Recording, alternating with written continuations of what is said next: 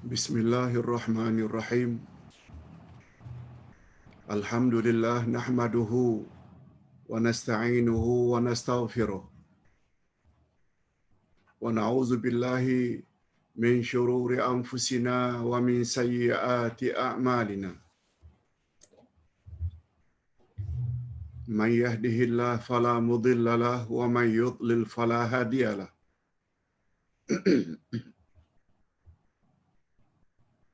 Asyhadu an la ilaha illallah wahdahu la syarika lah. Wa asyhadu anna Muhammadan abduhu wa rasuluh la nabiyya ba'dah. Allahumma salli wa sallim ala nabiyyina Muhammad wa ala alihi wa sahbihi ajma'in, amma ba'd.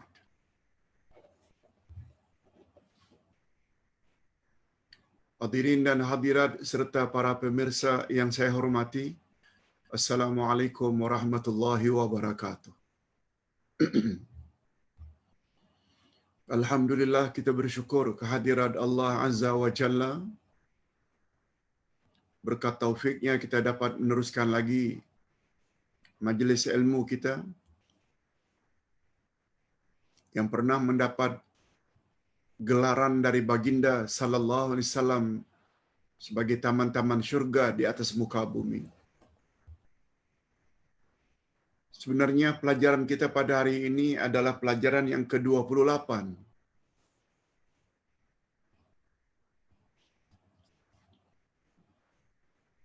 Tetapi terpaksa kita langkau ke pelajaran 29. Sebab pelajaran yang ke-28 ini barangkali timingnya kurang tepat kita bahas sekarang ini. Lagipun bulan lalu, bulan Ramadan, kita telah bahas banyak tentang perkara ini. Pelajaran 28 ialah fadilat puasa Ramadan. Fadilat puasa Ramadan. Sedangkan Ramadan sudah berlalu. Oleh sebab itu kita langsung saja ke pelajaran berikutnya. Pelajaran 29 yaitu Nabi Nuh alaihi salam dan anak durhaka. Maknanya salah seorang daripada anak Nabi Nuh ada yang durhaka yang bernama Kan'an. Allah Subhanahu wa taala ceritakan kisah tersebut dalam Al-Quran. Tujuannya, rahasianya, hikmahnya supaya jadi pengajaran bagi umat Nabi Muhammad sallallahu alaihi wasallam. Jangan memiliki sifat sebagaimana sifat anak Nabi Nuh yang bernama Kan'an.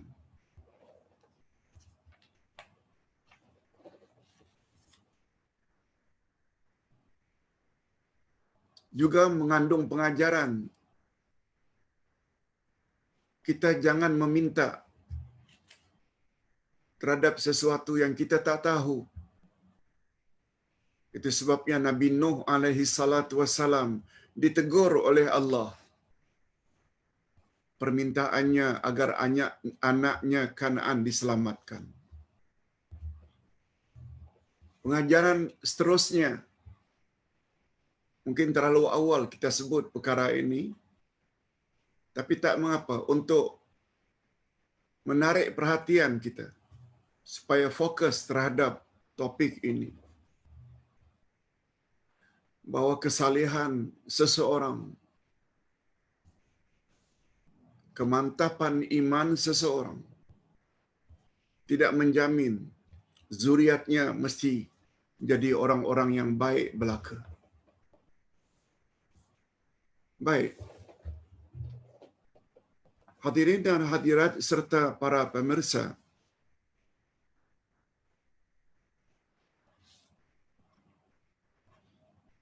kisah Nabi Nuh dan anak durhaka ini kita boleh lihat pada ayat 45 hingga 47 dari surat Hud. Ustaz baca satu ayat saja untuk mendapat keberkatan. Ayat yang ke-45. A'udzubillahi minasyaitonirrajim. Wa nada Nuhur rabbah faqala rabbi inna ibni min ahli wa inna wa'dakal haqq wa anta ahkamul hakimin.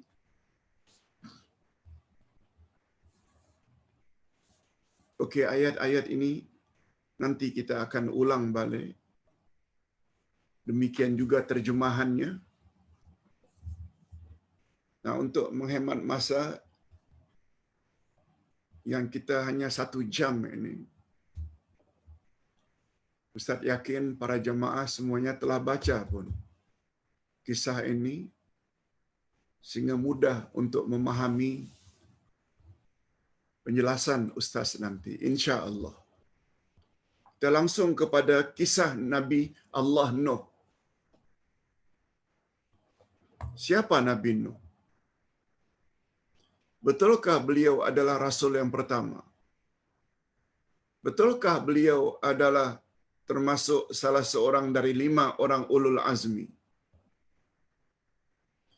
Betulkah yang durhaka bukan hanya anaknya Kanaan tapi juga istrinya?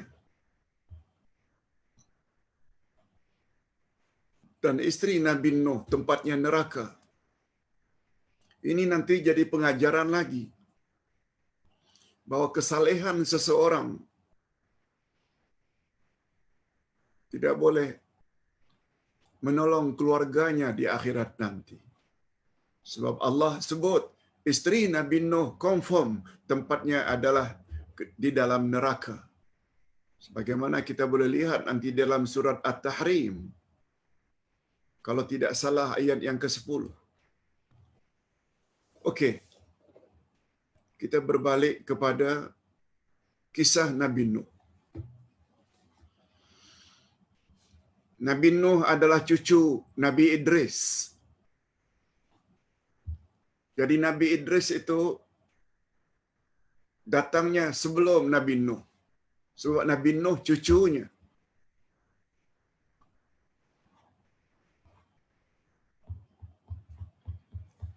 Sebagaimana Yaqub adalah cucu Nabi Ibrahim. Ini jauh sesudah. Nuh dan Ibrahim saja 1000 tahun.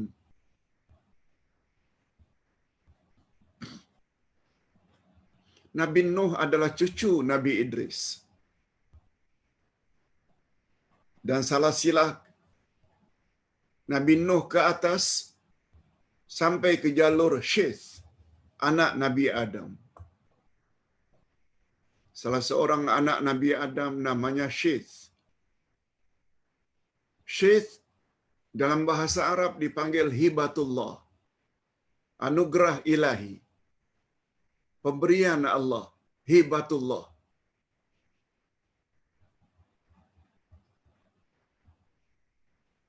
Karena Syith dilahirkan oleh Siti Hawa, dikatakan dalam riwayat sebagai ganti terhadap kematian Habil yang dibunuh oleh abangnya Qabil. Namanya Syith. Syith maknanya hibatullah, pemberian Allah. Jarak antara Nuh dan Adam adalah 10 abad. Antara Nuh dengan Adam adalah 10 abad atau 1000 tahun. Nuh adalah Rasul Allah yang pertama yang diutus ke atas muka bumi ini. Bukan Nabi Adam.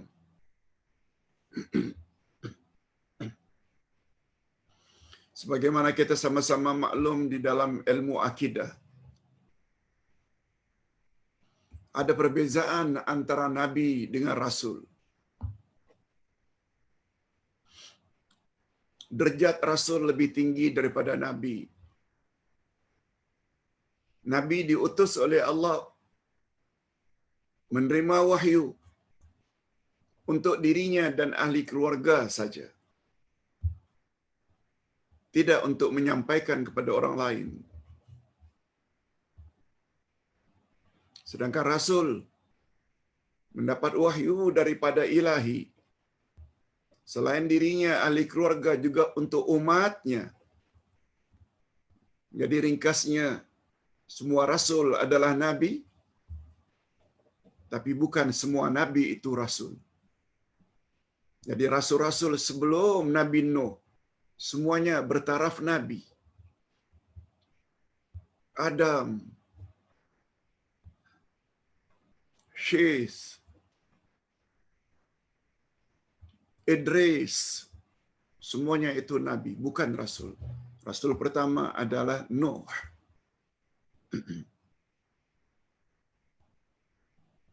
Itu sebabnya dalam satu riwayat Imam Bukhari, Nabi SAW pernah menceritakan bahawa di akhirat nanti manusia yang berdosa pernah memohon kepada Nabi Adam alaihissalam untuk mendapat pertolongan yang dipanggil dengan syafaat. Kata mereka, wahai Adam, engkau adalah datuk kami. Kami anak cucumu ini banyak dosa. Tolong beri pertolongan dan syafaat kepada kami. Adam tak dapat menolong. Minta maaf, aku sendiri ada masalah dengan Tuhan. Ringkasnya, kata Nabi, Adam tidak dapat tolong. Walaupun mereka panggil, ya Adam, engkau adalah datuk kami, umat manusia. Lalu kata Nabi, umat-umat yang berdosa itu datang kepada Nabi Nuh. Coba dengar ucapan mereka kepada Nabi Nuh. Ya Nuh, anta awwalur rasul. Anta awwalur rusul. Fasyafi'na. Wahai Nuh, engkau adalah rasul yang pertama. Oleh sebab itu, bantulah dan tolonglah kami. Beri kami syafaat. Lagi-lagi Nabi Nuh tidak dapat menolong. Begitulah selanjutnya mereka pergi pada kepada Ibrahim. Pergi lagi kepada Musa. Pergi lagi kepada Isa. Kemudian terakhir pergi kepada Nabi Muhammad sallallahu alaihi wasallam. Nabi Muhammad saja yang boleh tolong.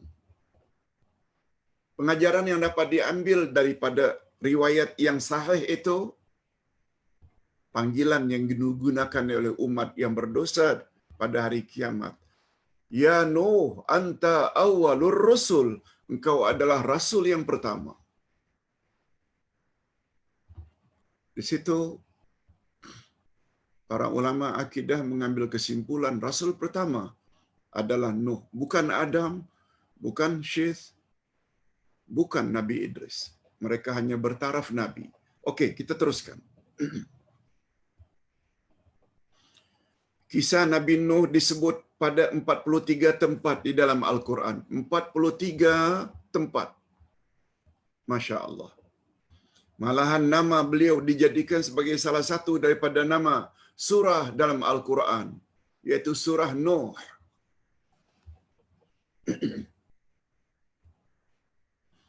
Beliau termasuk salah seorang daripada 5 rasul yang bergelar Ulul Azmi.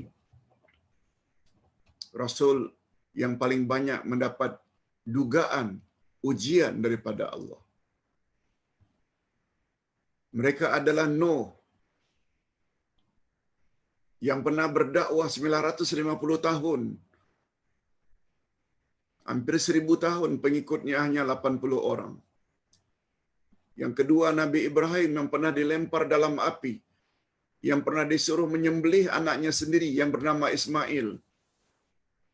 yang ketiga Nabi Musa, yang keempat Nabi Isa, dan yang kelima Nabi Muhammad sallallahu alaihi wasallam. Ingin mendapat penjelasan lanjut, sila baca buku Akidah 1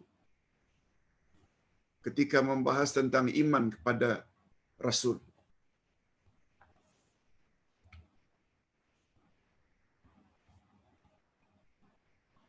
Sungguh banyak penderitaan dan cobaan yang menimpa beliau semasa beliau menjalankan tugas sebagai Rasul. Bukan sahaja dari kaumnya, tetapi juga dari ahli keluarganya sendiri, seperti isteri dan anaknya. Ini sebagaimana Ustaz sebut tadi. Beliau berdakwah siang dan malam selama 950 tahun. Namun kaumnya yang beriman kepadanya hanya 80 orang saja. Bersama dengan isteri mereka masing-masing. Ini menurut riwayat Ibnu Abbas radhiyallahu anhuma. Nabi Nuh mempunyai 4 orang anak. Seorang daripadanya yang bernama Kan'an, dia durhaka kepada ayahnya dan tidak beriman kepada Allah. Kan'an mati ketika banjir dan taufan melanda bumi ketika itu. Karena keengganannya mengikuti perintah ayahnya agar menaiki bahtera. Dia enggan, walaupun ayahnya ajak. Adapun 3 anaknya yang lain, yaitu Sam, Ham, dan Yafith. Ham, Sam, dan Yafith. Yang keempat Kan'an. Yang terakhir ini, Kan'an ini, kita tidak begitu pasti apakah beliau anak bungsu atau anak yang tertua. Tapi yang mustahak, Kan'an adalah salah seorang daripada anak Nabi Nuh. Yang 3 lagi, Sam, Ham, dan Yafith, mereka beriman.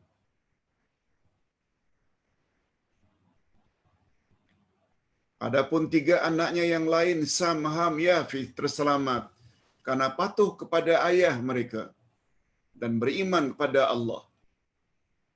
Penduduk bumi hari ini, kata ulama sejarah, penghuni bumi hari ini adalah keturunan dari 3 orang anak Nabi Nuh tersebut. Sebab yang terselamat hanya orang beriman, termasuk anak Nabi Nuh. 3 pasang. Sam dan istrinya, Ham dan istrinya, Yafith dan istrinya, masing-masing punya zuriat.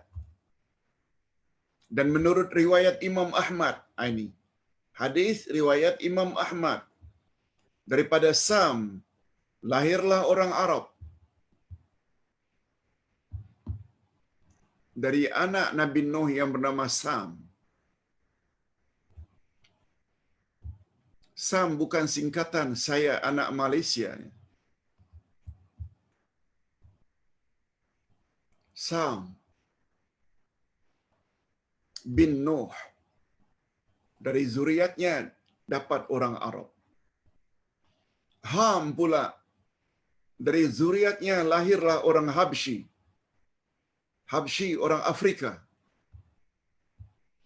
Sedangkan Yafith, dari zuriatnya muncullah kaum atau bangsa Rom. Wallahu a'lam. Nah, sekarang dalam masa lebih kurang 25 minit berikut atau setengah jam, kita cuba mempelajari tafsir surat Hud ayat 45 hingga 47. Okey, ayat 45 kita sudah baca tadi. Ustaz ulang sekali lagi. Wa nada Nuhur rabbah faqala rabbi inna ibni min ahli wa inna wa'dakal haqq wa anta ahkamul hakimin. Ikut dengar dulu terjemah harfiah. Dan Nuh berseru kepada Tuhannya, maknanya Nuh berdoa. Apa bunyi doa Nabi Nuh? Ya Tuhanku, sesungguhnya anakku termasuk keluargaku. Nabi Nuh berdoa begitu melihat anaknya sudah mula dilanda ombak besar. Ya Allah, itu anakku. Dia adalah ahli keluargaku. Dan sesungguhnya janji engkau itu adalah benar. Bukankah engkau telah berjanji, ya Allah, engkau akan menyelamatkan keluargaku? Yes, itu maknanya. Dan sesungguhnya engkau adalah hakim yang seadil-adilnya. Okey, itu baru terjemahan harfiah. Doa Nabi Nuh ini diucapkannya setelah beliau gagal memujuk anaknya Kan'an agar naik ke atas bahtera bersama-sama dengan orang-orang beriman lainnya. Maka muncullah doa tadi. Beliau menagih simpati Allah supaya menyelamatkan anaknya Kan'an. Ini tafsirannya. Nyatalah dari permohonan di atas. Nyatalah dari permohonan Nuh di atas. Bahwa keinginan Nabi Nuh agar anaknya yang enggan menurut nasihat itu terselamat dari tenggelam. Yes. Sifat kebapaan ada pada Nabi Nuh. Namun demikian, sikap Nabi Nuh itu mendapat teguran keras daripada Allah.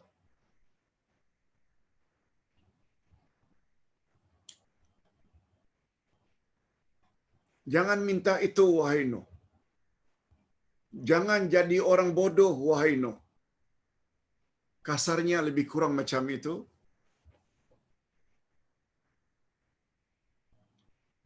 Allah Subhanahu wa taala menegur Nabi Nuh di atas permohonan beliau. Dan juga tentu sahaja permohonan itu diajukan oleh Nabi Nuh. Tentu saja setelah terjadi dialog antara beliau dengan anaknya. Kan'an, naiklah ke dalam bahtera supaya kamu selamat daripada tenggelam. Anaknya jawab, tidak wahai ayah, saya akan mendaki bukit. Lalu dia pun pergi mendaki bukit.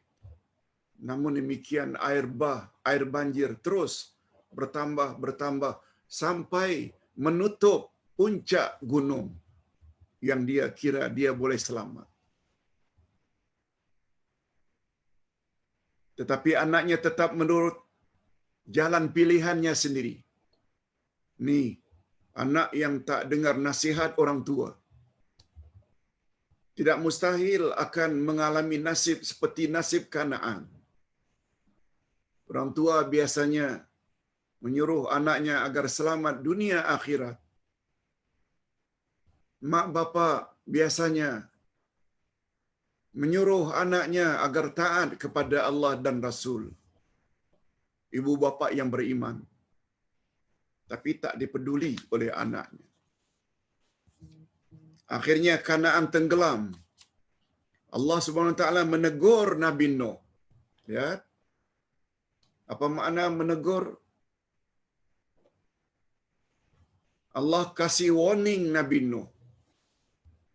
Ini bunyi tegurannya. Bukan kita reka-reka. Hal ini tertera dalam Al-Quran. Ini yang Ustaz sebutkan semalam. Apa dia? Bila kita dapat faham isi kandungan Quran, dia boleh membentuk akhlak kita. Dia boleh membentuk pribadi kita. Dia boleh membentuk jati diri kita sehingga jadi orang yang baik. Ingat, akhlak Rasulullah adalah Al-Quran. Karena beliau betul-betul hayati isi kandungan Quran dan laksanakan suruhan Quran, jauhi larangan Quran. Seolah-olah baginda taubahnya seperti Al-Quran yang sedang berjalan.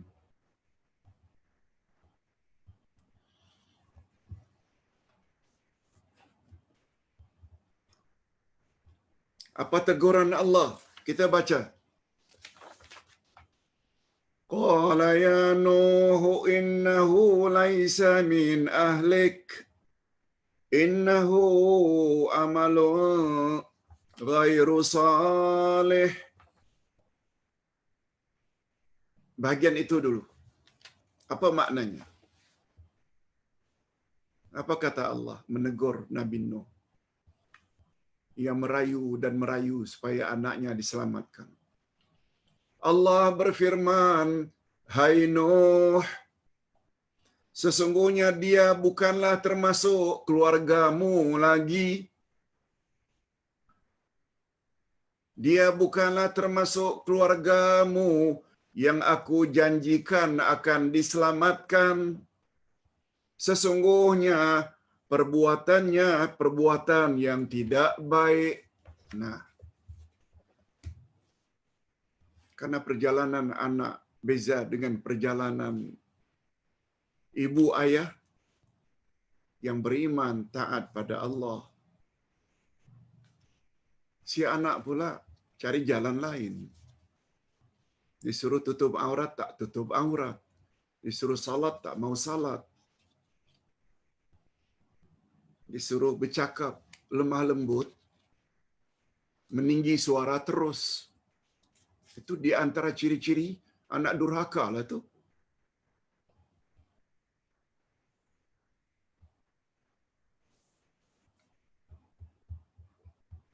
Allah Subhanahu Wa Taala menjelaskan sebabnya dalam ayat yang sama. Mengapa jadi demikian? Yaitu karena anaknya Kanaan mempunyai perbuatan yang tidak baik, yaitu menjauhkan diri daripada amal saleh, malahan senantiasa bergelumang dosa. Tu dia.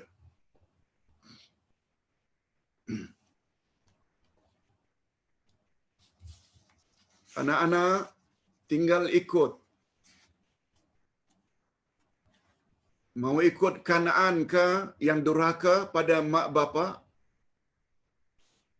Maksud Ustaz terhadap ayah Nuh,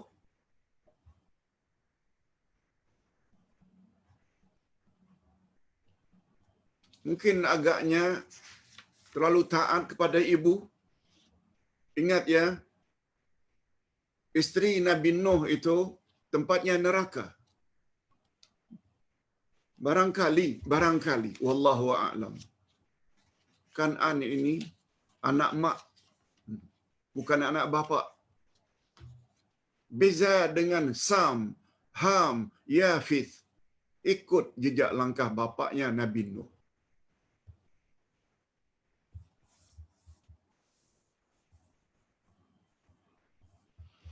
Dan ada pula yang menafsirkan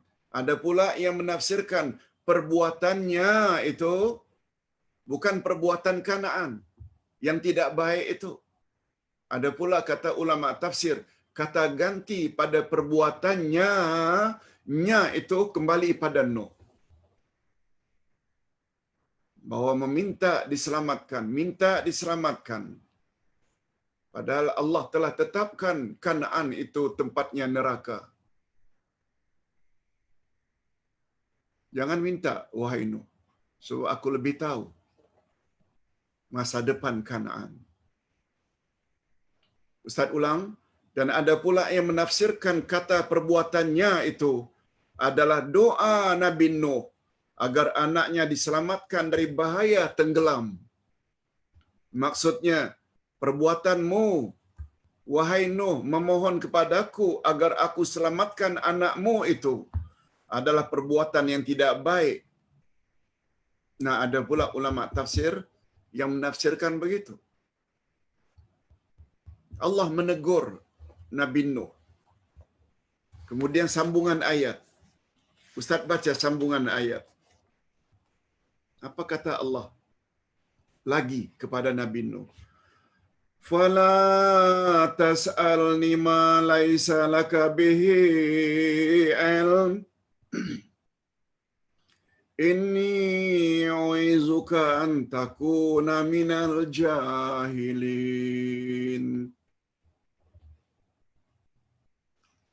Sebab itu janganlah kamu memohon kepada aku sesuatu yang kamu tidak mengetahui hakikatnya. Bagi kita hadirin dan hadirat, apa yang dipohon oleh Nabi Nuh itu kan sebagai yang wajar-wajar saja. Sebab Nuh ayahnya, sifat kebapaan, walau anak nakal macam mana pun, tetap sayang. Tapi tidak. Kalau kedudukan orang itu sangat tinggi di sisi Allah. Tak sama. Ustaz teruskan sedikit maksudnya. Dalam ayat ini ada pengajaran yang tersirat, yaitu kita dilarang memohon sesuatu yang bercanggah dengan ketentuan Allah terhadap makhluknya, karena kononnya kedudukan orang yang berdoa itu istimewa di sisi Allah. Lihat tuh. Walaupun tarafnya bukan hanya Nabi Nuh, juga Rasul. Bukan saja Rasul, salah seorang ulul azmi, Rasul pertama lagi. Begitu tinggi derajatnya.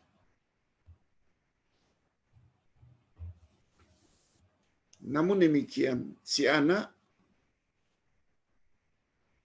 tidak dapat menopang kesalehan bapaknya, ibunya. Hidup di sana nanti nafsi-nafsi. Nabi Ibrahim tidak dapat bantu ayahnya Azar. Nabi Musa tidak dapat tolong cousinnya yang bernama Qarun. Nabi Muhammad sallallahu alaihi wasallam, penghulu semua nabi dan rasul, tidak dapat tolong angkelnya Abu Talib dan Abu Lahab agar keluar dari neraka. No. Ini semua memberi gambaran. Sebelum keadaan itu berlaku di akhirat, sekaranglah masanya bapak-bapak dan ibu-ibu serta para pemirsa, didik anak, didik cucu, agar jadi anak-anak dan cucu cicit yang saleh dan salihah. Ustaz ada sebut di dalam kitab wasiatku, macam mana cara supaya dapat masuk syurga sama-sama anak cucu, ibu bapa. Syaratnya satu saja. Pastikan mereka menjadi orang-orang yang saleh.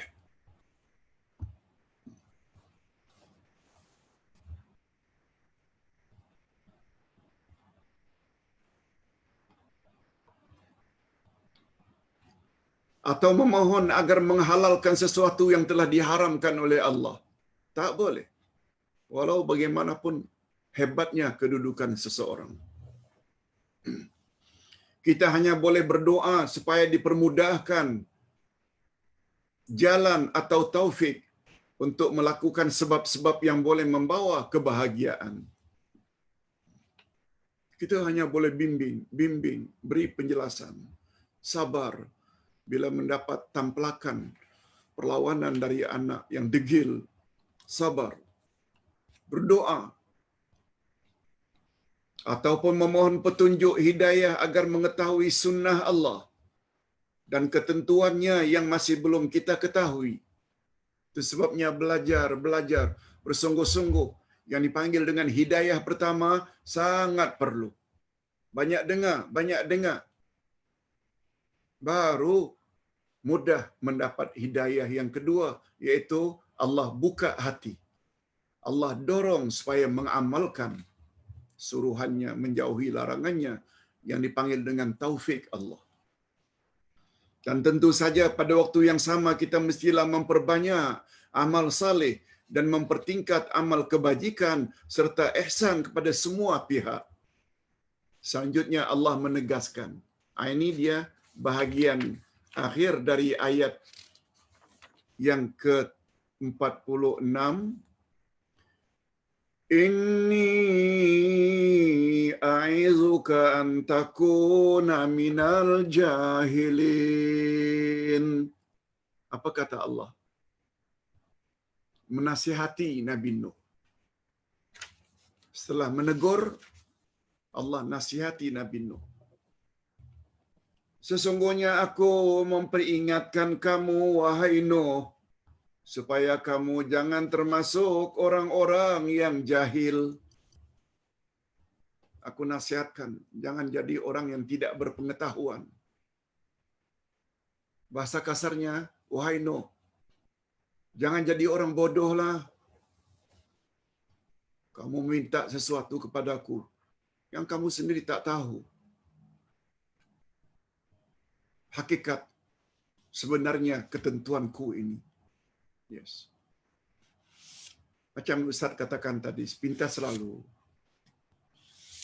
Betul tak permintaan Nabi Nuh itu dianggap wajar-wajar saja sebagai ayah? Nabi Nuh manalah tahu future. Walaupun beliau rasul. Tapi orang yang kedudukannya seperti Nabi Nuh tak boleh buat macam itu. Ustaz buat contoh. Sesuatu perkara yang tidak baik. Ini ingat. Ingat selalu wahai perokok.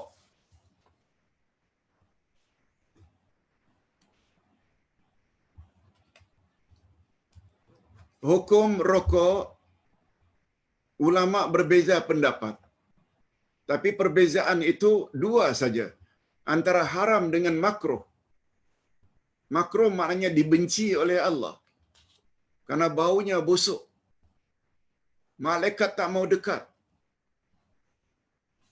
kepada para perokok. Sebabnya Nabi suka kepada wangi-wangian. Samakah A, B, C?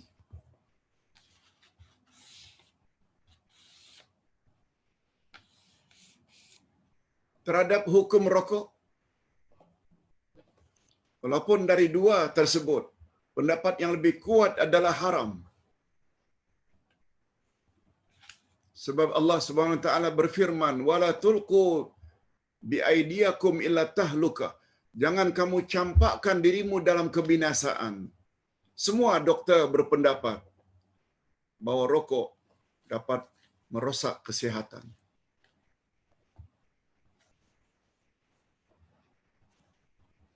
Tak perlu disebut rokok dalam Al-Quran. Rokok itu haram, tak perlulah. Cukup memberi isyarat. Hindarkan olehmu.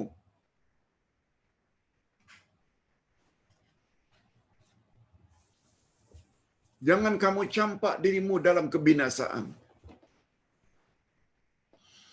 Ini belum lagi kita lihat dari sudut rokok itu produk mana? Produk kafir. Malah ada beberapa jenis rokok membuat statement hasil rokok sekian peratus untuk kami bantu Israel untuk membunuh umat Islam. Sudahlah baunya, sudahlah menolong orang kafir, sudahlah menolong pula membunuh umat Islam lainnya. Okey, Ustaz tidak mau bahas sebab itu.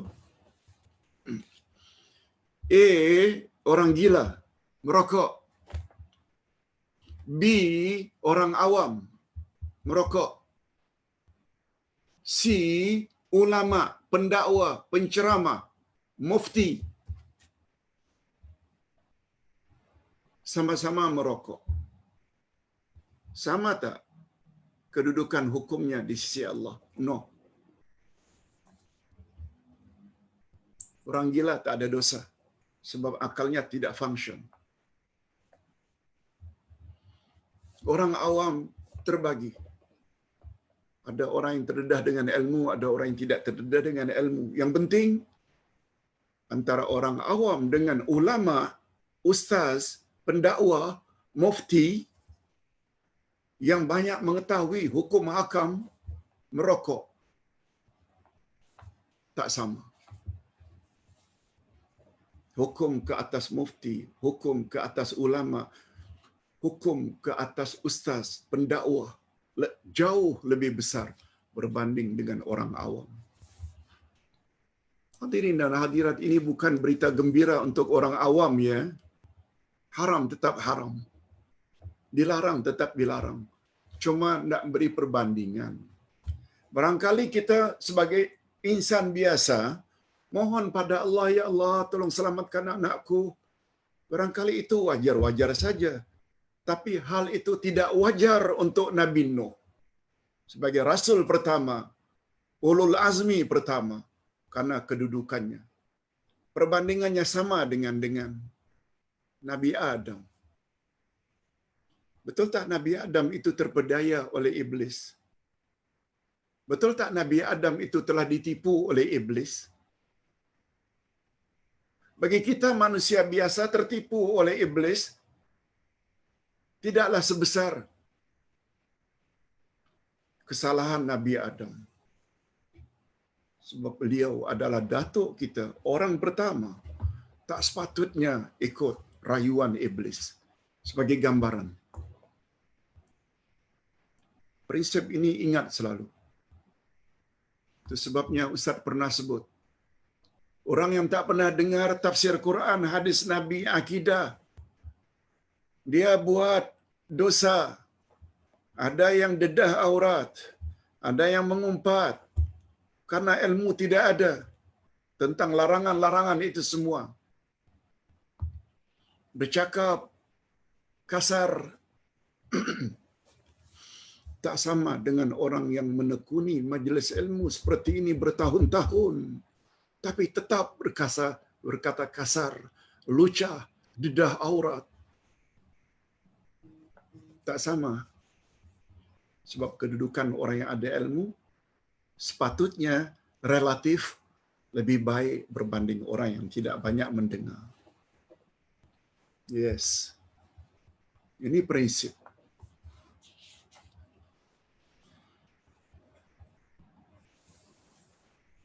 Hadirin dan hadirat rahimakumullah.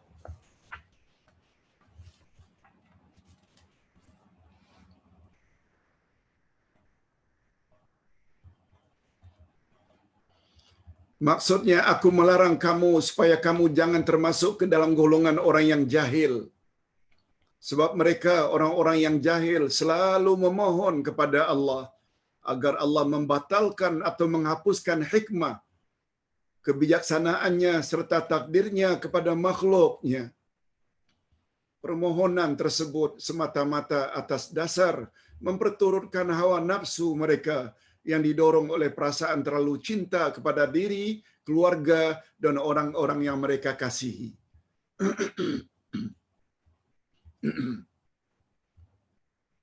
Ayat ini pula dapat dijadikan sebagai dalil bahwa di antara jenis kejahilan yang amat besar yang masih berlaku dalam masyarakat kita ialah memohon kepada Allah dengan perantaraan orang-orang saleh dan wali-wali Allah terhadap perkara yang Allah telah melarang Nabi Nuh daripada memohonnya. Kita hendak bersandar kepada doa orang saleh.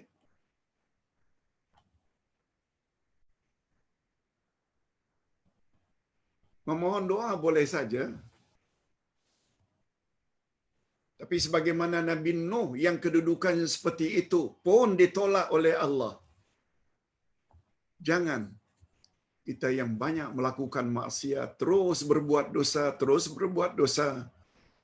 Lalu kita katakan, saya ini anak muridnya si Fulan, dia itu kan orang alim, dia nanti akan tolong saya, dia akan nanti beri syafaat pada saya. Nah, itu pandangan yang salah. Siapalah orang tersebut berbanding dengan Nabi Nuh? Nabi Nuh pun tak boleh tolong. Bukankah ini Boleh membawa arti bahwa Allah akan memberi mereka apa-apa yang Allah tidak berikan kepada nabinya dan rasulnya. Kedudukan Nabi Rasul Ulul Azmi lagi tinggi daripada sekedar Pak Kiai, Tuan Guru, Habib ini, Habib itu. Bukan bermaksud nak merendahkan kedudukan mereka, tapi fanatik dan ta'assub keterlaluan kepada Tuan Guru dilarang. Kita sebenarnya mesti memperbaiki diri sendiri dulu untuk mendapat reda Allah. Baru minta bantuan, doa-doa orang-orang alim. Orang alim tidak dapat merubah kita punya diri kalau diri sendiri tidak mau merubah. Selanjutnya Nabi Nuh memohon ampun kepada Allah. Coba tengok. Nabi Nuh sendiri setelah ditegur langsung mohon ampun kepada Allah. Di atas keterlanjurannya atau kekhilafannya karena meminta sesuatu yang tidak patut diminta. Apa kata Allah? Kita baca ayat yang terakhir. Minta maaf. Bismillah.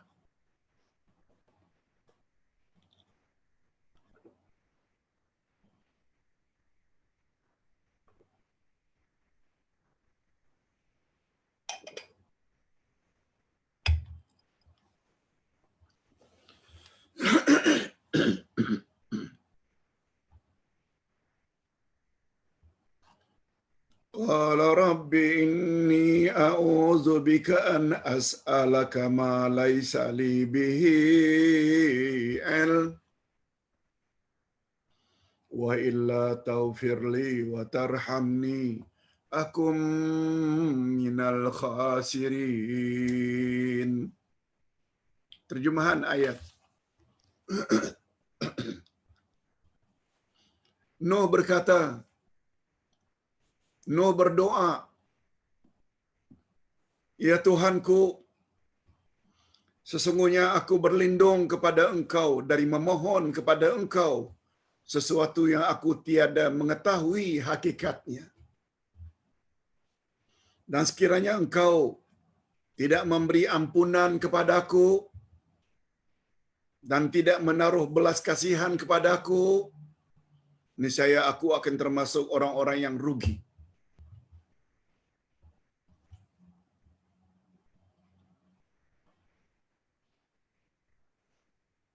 Ini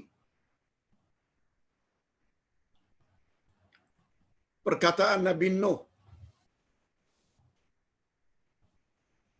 Mohon belas kasihan Allah. Karena beliau tidak sengaja terlanjur buat perkara yang Allah benci.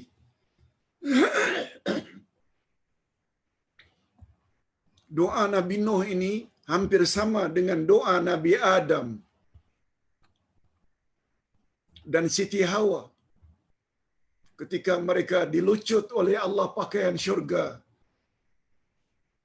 gara-gara mendengar bisikan iblis supaya makan buah larangan. Apa kata Adam dan Hawa? Semua kita hafal. Rabbana zalamna anfusana wa illam taghfir lana wa tarhamna lanakunanna minal khasirin. Oh Tuhan, oh Tuhan kami telah menganiaya terhadap diri kami sendiri. Sekiranya Engkau tidak ampuni kami dan tidak kasihani kami, sudah pasti kami akan termasuk orang-orang yang rugi. Buat pengakuan kepada Allah. Bila kita sudah terlanjur tobat, minta ampun. Nabi Nuh juga berkata begitu.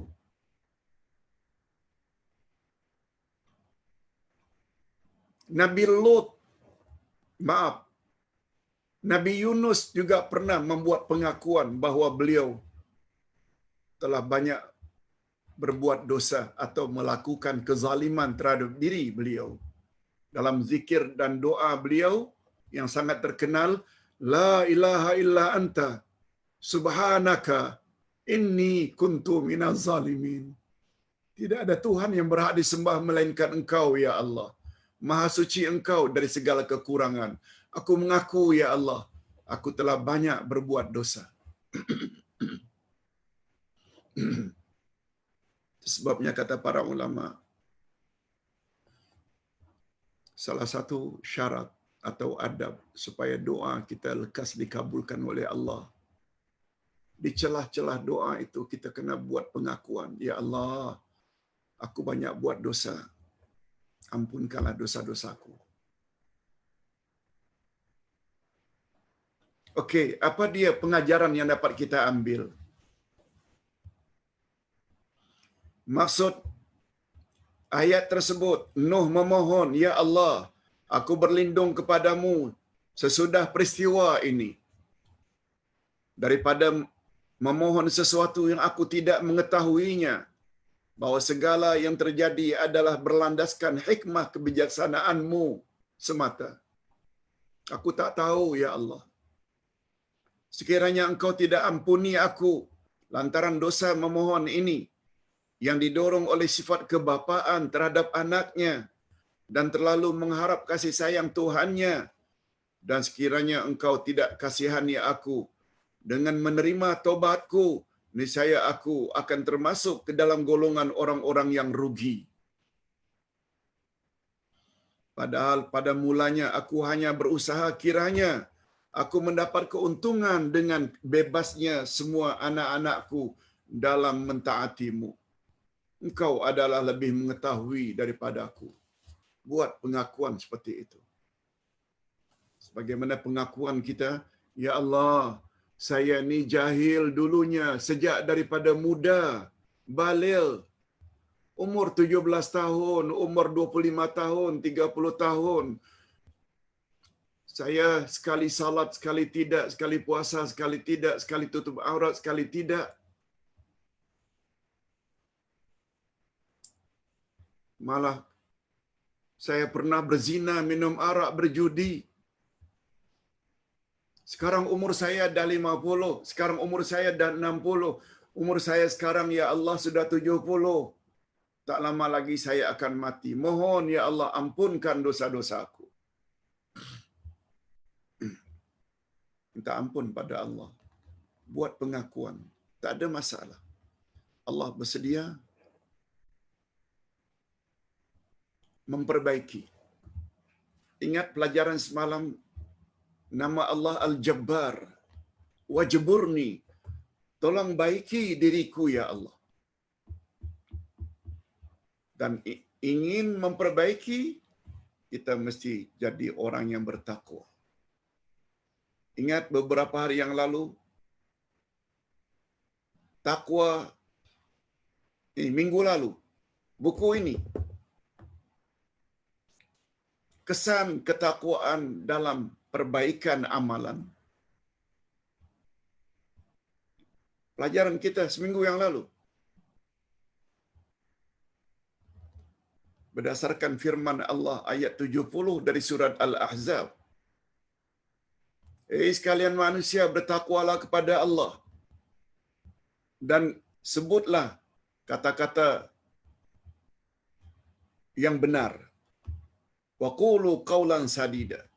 Lalu apa kata Allah? Yuslih lakum a'malakum. Dengan berkat ketakwaan, Allah akan perbetulkan amal kamu. Wa yaghfir lakum dzunubakum. Dan Allah akan ampun dosa-dosamu. Takwa. Makna takwa, buat suruhan, jauhi larangan.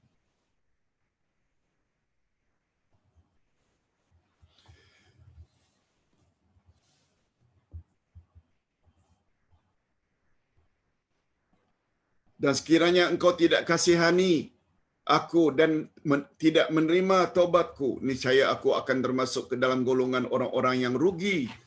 Padahal pada mulanya aku tidak mengharap yang demikian. Ini sudah selesai.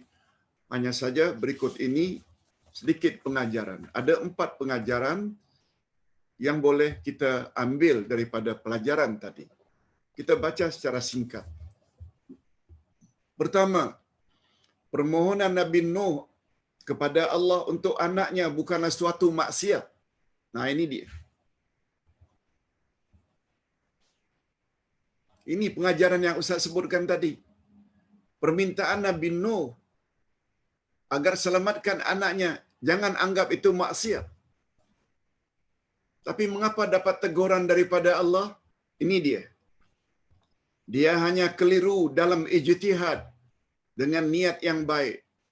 Tetapi perkara ini dapatlah digolongkan sebagai suatu kesalahan karena ia tidak patut timbul daripada manusia seperti Nuh yang cukup tinggi ilmunya dan istimewa kedudukannya di sisi Allah.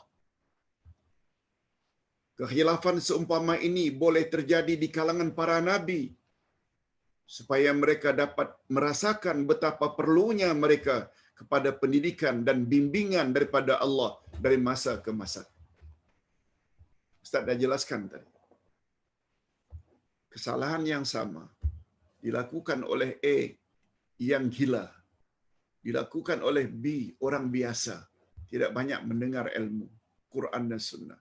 C para ustaz, para ulama.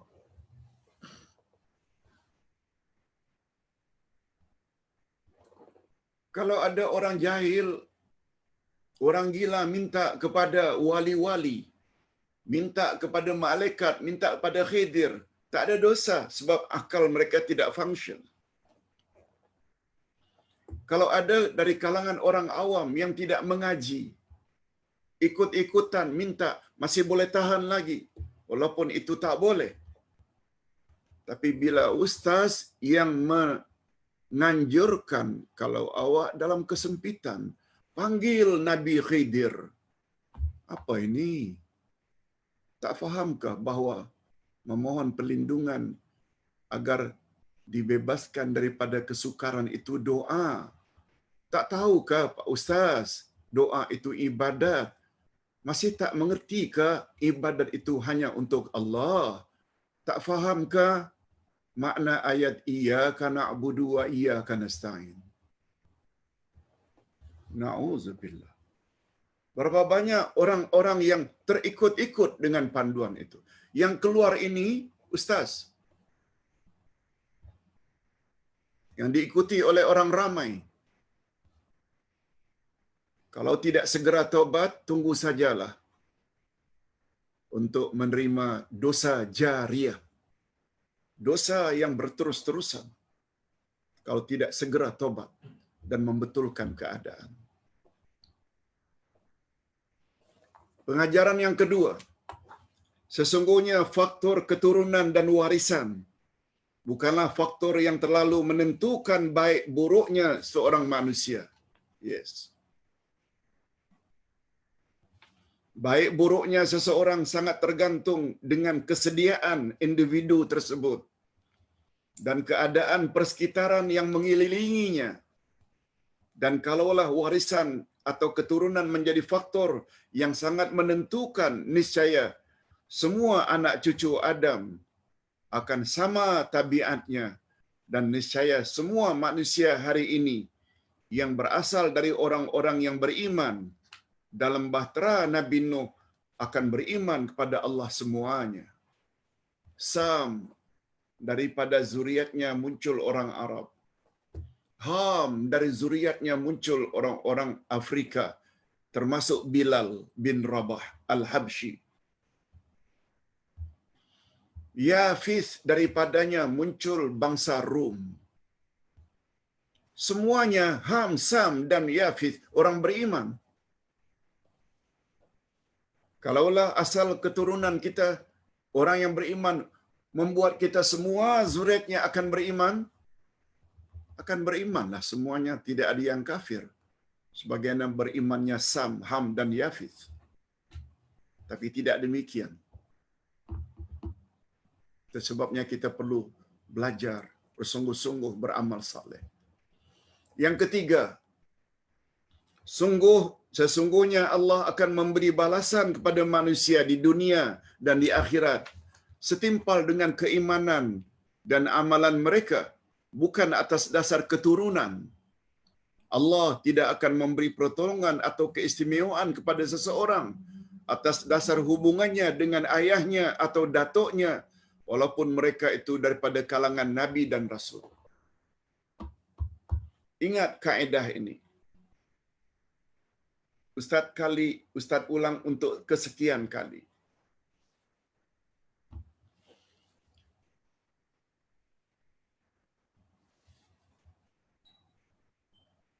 Al-qurbu fil ansabi la yanfa' ma'al bu'di fil asbabi. Kedekatan dari sudut keturunan sekali-kali tidak akan bermanfaat bila orang tersebut jauh daripada sebab untuk mendapat redha Allah. Ustaz ulang. Kedekatan dari sudut keturunan tidak berfaedah jika dia jauh daripada sebab untuk mendapat redha Allah. Contoh mudah. Abu Lahab, uncle Rasul. Bilal, keturunan Ham, orang Afrika, Habsyi. Kulit hitam. Tidak ada rupa, tidak ada harta, tidak ada status. Abu Lahab pula selain handsome, kaya, punya status, dan lebih daripada itu uncle-nya Rasul. Tapi yang melaksanakan sebab-sebab untuk mendapat redha Allah antara lain iman dan amal saleh, beriman pada Rasul, hanya ada pada Bilal, bukan pada Abu Lahab. Itu maksudnya. Kedekatan keturunan Abu Lahab walaupun sebagai uncle-nya Rasul tidak berfaedah karena dia tidak ada iman. Kiaskanlah. Awak isteri seorang ustaz, awak anak Pak Kiai, Habib ini, Habib itu, semuanya itu tidak ada makna andai kata awak sendiri tidak berusaha untuk jadi orang yang saleh. Terakhir, sesungguhnya orang yang terpedaya oleh keturunannya sedangkan dia tidak beramal saleh untuk mendapatkan keredaan Allah, malahan mendakwa kononnya ia lebih baik dan istimewa daripada para ulama yang beramal dan para wali yang saleh. Sebenarnya mereka adalah orang jahil terhadap kitabullah yang tidak sedikit pun mengandungi perkara yang batil dan meragu. Berapa banyak orang yang mendakwa, oh saya keturunan Nabi, saya keturunan Nabi. Baguslah. Tapi itu tidak membawa apa-apa faedah. Kalau awak sendiri tidak mantapkan iman dan bertingkatkan amal saleh. Mudah-mudahan apa yang kita sampaikan pada pagi ini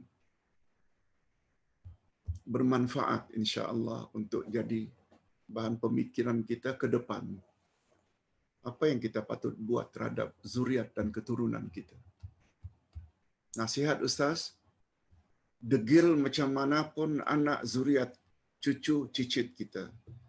Jangan sampai kedegilan mereka itu jadi pemikiran yang bersangat-sangatan menyusahkan hati sampai kita sendiri akhirnya tidak beramal untuk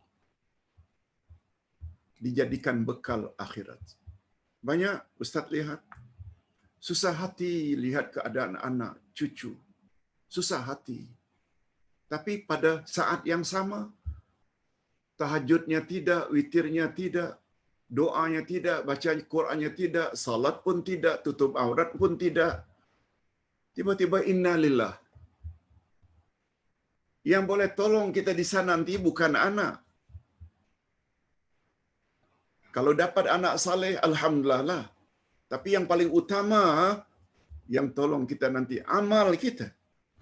Jangan sampai karena kesedihan memikirkan keadaan anak cucu yang tidak taat pada Allah. Pada masa yang sama kita tidak buat atau tidak mempertingkatkan keimanan dan amal saleh kita. Mudah-mudahan menjadi pemikiran kita untuk ke depan, insya-Allah. Bismillahirrahmanirrahim. Alhamdulillahirabbil alamin wassalatu wassalamu ala asyrafil anbiya'i wal mursalin wa ala alihi wa sahbihi ajma'in. Rabbana ighfir lana dzunubana wa liwalidina warhamhum kama rabbawna shighara. Rabbana hab lana min azwajina wa dhurriyyatina qurrata a'yun waj'alna lil muttaqina imama. Ya Allah, ampunkanlah dosa kami dan dosa kedua ibu bapa kami. Dan cucurilah mereka rahmat-Mu, ya Allah, sebagaimana mereka telah didik kami sejak dari kecil. Ya Allah, berilah kami pasangan hidup dan zuriat keturunan yang menyedapkan pandangan mata dan hati kami. Dan jadikanlah kami pemimpin bagi orang-orang yang bertakwa. Ya Allah, ya Tuhan kami,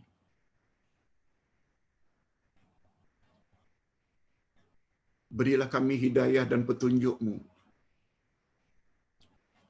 berdasarkan ceramah yang kami dengar pada pagi ini, yaitu tentang kisah Nabi Nuh dan anaknya Kan'an yang durhaka. Kami tidak tahu pasti, ya Allah, nasib kami dan anak-anak cucu cicit kami di akhirat nanti. Tetapi kami tahu jalan untuk menuju ke syurga. Sebab Nabi-Mu telah sebut, miliki iman yang mantap, jangan diikuti dengan syirik, khurafat. Beramal kepada Allah, amal saleh, beribadat, ikut cara Nabi, jangan buat bid'ah. Kami sudah tekuni majlis ilmu ke arah kesempurnaan iman dan amal saleh kami, ya Allah. Walaupun kami dulu leka semasa muda, tapi kami syukur, alhamdulillah, Engkau telah gerakkan hati kami untuk mendalami sehingga kami memperoleh ilmu yang bermanfaat. Malah setiap pagi kami berdoa, Allahumma inni as'aluka ilman nafi'a. Ya Allah, berilah kami ilmu yang bermanfaat. Dan menurut ulama tafsir, ilmu yang bermanfaat ialah segala jenis ilmu yang dapat menyempurnakan tujuan hidupmu, yaitu beribadat pada Allah. Sebab itu kami perlu perbetulkan akidah kami.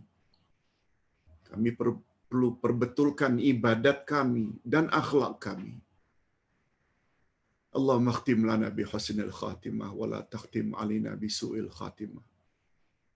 Ya Allah, jadikanlah kami dan semua anak-anak dan cucu-cucu kami menjadi orang-orang yang saleh, supaya kami bukan hanya bersama mereka di dunia ini, tapi juga bersama mereka di dalam syurga di akhirat nanti.